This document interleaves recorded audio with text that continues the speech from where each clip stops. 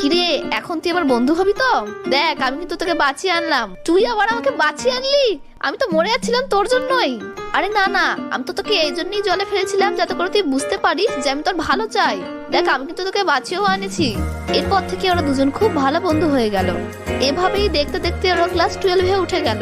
একদিন ওরা দুজনে ক্যান্টিনে বসে খাবার খাচ্ছিল।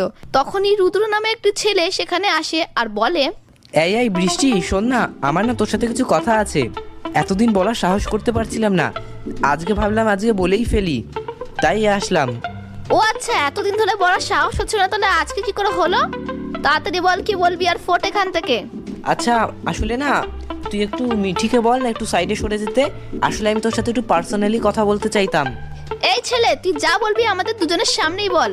আমরা দুজন বেস্ট ফ্রেন্ড। আসলে না বৃষ্টি, আমি তোকে খুব ভালোবাসি, তুই কি আমার গার্লফ্রেন্ড হবি? এই ছেলে, তোর সাহস কি করে হয় কি সব বলার? আমি থাক